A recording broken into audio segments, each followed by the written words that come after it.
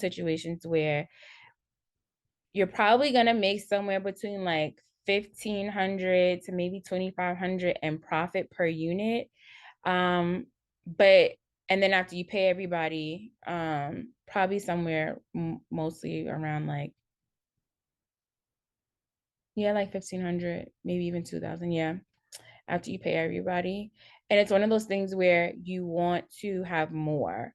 So the more units you have, the more profit you have. So imagine if I had, 6 of these condos in the same place that she's flipping, that'll be 1,500 times 6. So that's a good amount of money that I'm going to be making every month because I have 6 of these condos in this one area. And I say that one area because that area is popping. It's in like a vacation area. A lot of people are visiting, so it's going to be booked often.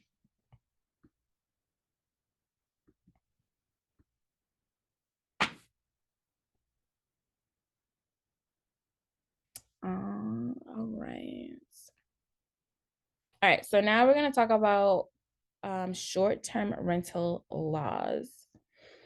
So I don't know, I'm sure everybody on here has stayed at a hotel before, but one of the fees that you're charged when you stay at a hotel is something called a transient occupancy or lodging tax.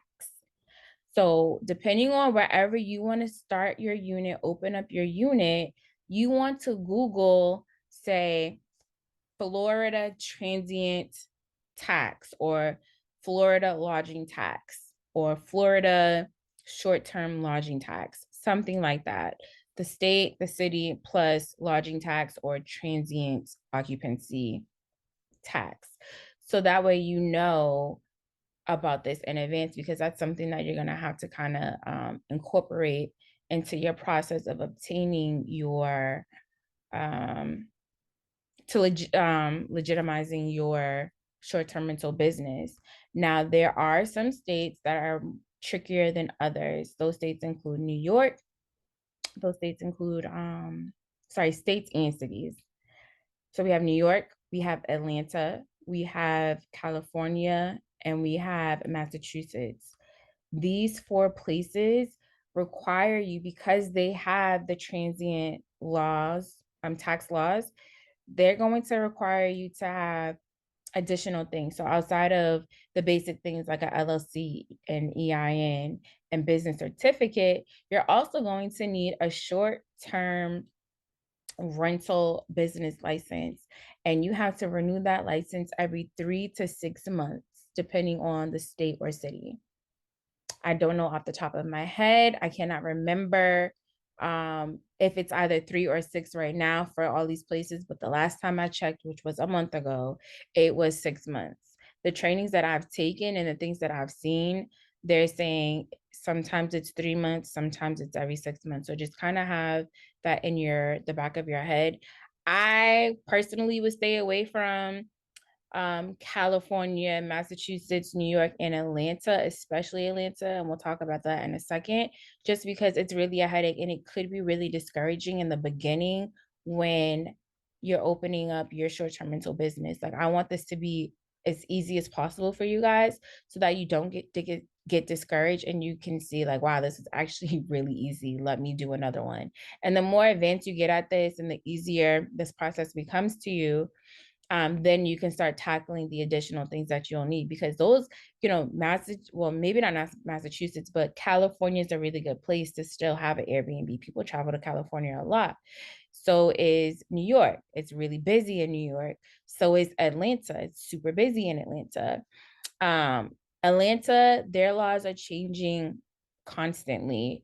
I thought when I got into Airbnb, I thought that the first place I was going to have my property was going to be in Atlanta. And after doing further research, I quickly learned Atlanta was going to have to wait.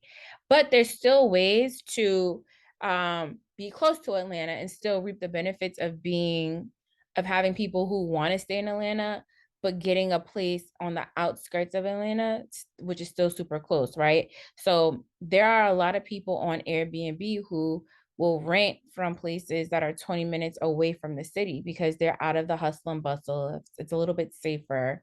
Um, and it's all honestly a little bit cheaper being on the outskirts of Atlanta than actually getting rent, taking on a lease inside of Atlanta. It's becoming a little bit more expensive, but you can still get the same great quality, the same great apartment or townhouse or house on the outskirts for a cheaper price.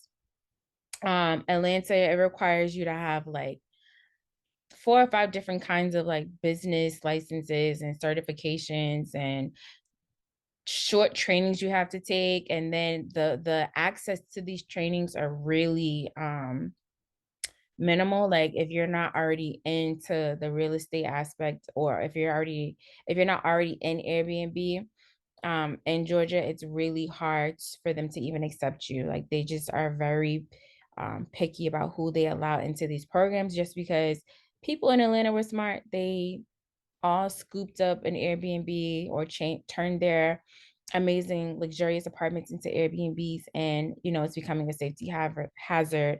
And then two, Atlanta's just like, how do we tax people on this? How do we make more money? So those are some of the things that I am learning about Airbnb as far as Georgia goes.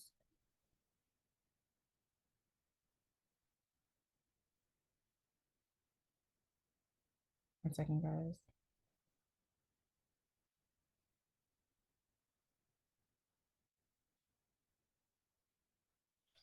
All right.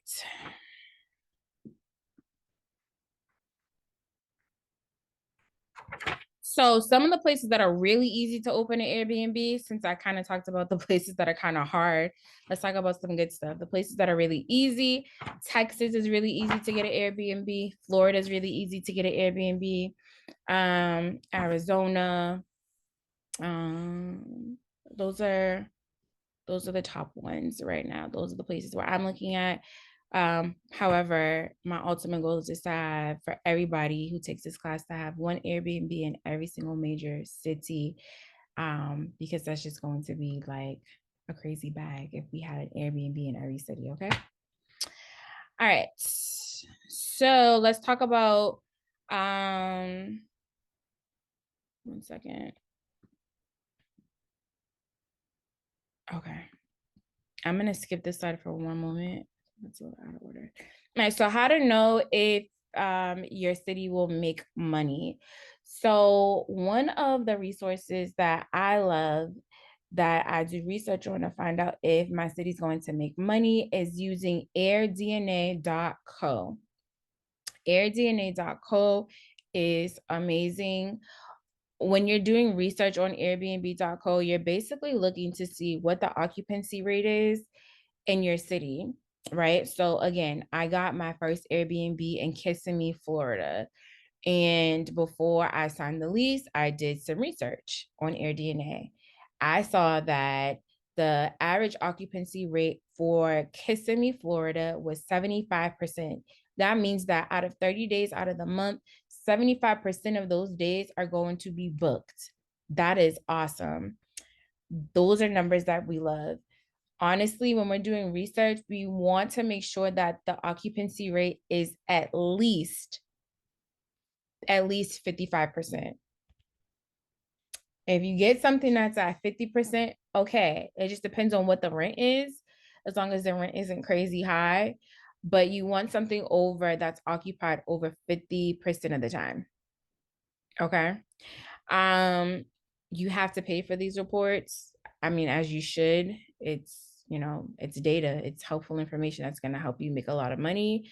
Because if you don't do the right research and you take on a lease and you get rent somewhere and it's not making any money, then it's like you're losing out on your investment. Um, so on AirDNA, it's also going to tell you what the daily average rates are in your area, so that you could just make sure the rent matches up with the daily rate. Okay, because you don't want to be somewhere in Kissimmee, Florida, that where the average daily rate is like $125, but in order for you to make a profit sorry, for you to even cover the rent, it means you're going to have to charge $200. You're kind of out of the market, right? That just means the rent at that place that you're considering is too high. So you have to make sure the numbers match up so that you can make the right amount of profit. You also want to stay away from retirement homes. We call these HOAs.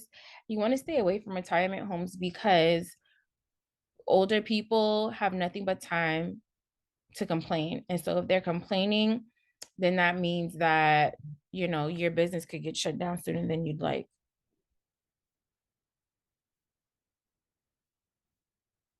Okay, Amaya. Um, sorry, I lost your thought. What was I saying? Oh, okay, retirement homes. Yeah, they have the people who are retired have nothing but time to complain. So if you're renting to someone and they're walking, it's late and they're with a group of friends and they're walking back to the apartment and they're loud and rowdy, it might trigger the older community and they might want to call the police, especially if other people are doing Airbnb as well. That means that there are multiple groups of people causing a disturbance and they'll just call the police to complain. And then, your landlord might say, okay, we're getting too many complaints. The police are visiting too often. We got to shut this operation down. So that's why I would recommend staying away from retirement areas. However, with that being said, if you do the right research, you might find that even though you are in a retirement area, there are beautiful apartment complexes and there might not be a lot of people doing Airbnb anyways.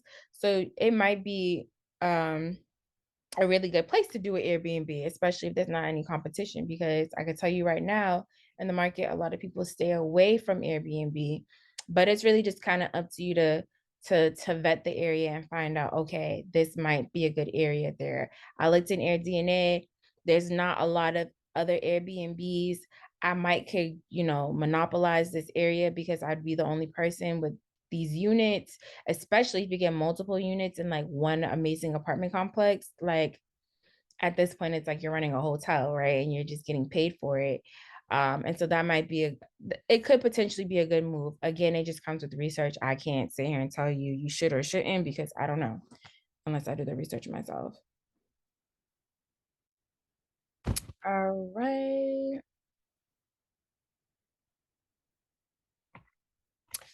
Let me see.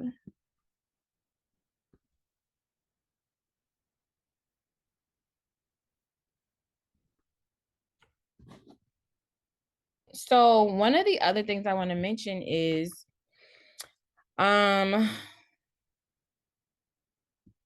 oops. Sorry guys. Let me go back. So another thing I want to mention is how do we find these apartments? We want to go on Zillow. We want to go on Trulia. We want to go on apartments.com, even Facebook or Craigslist.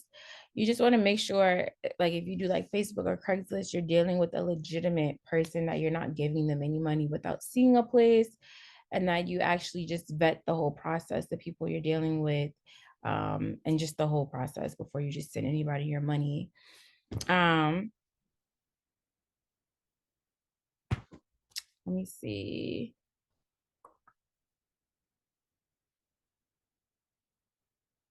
So we're going to, okay. So now let's go to the next slide.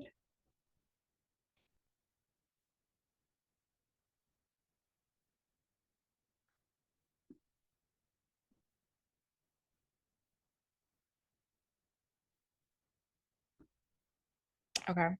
So forming your business entity.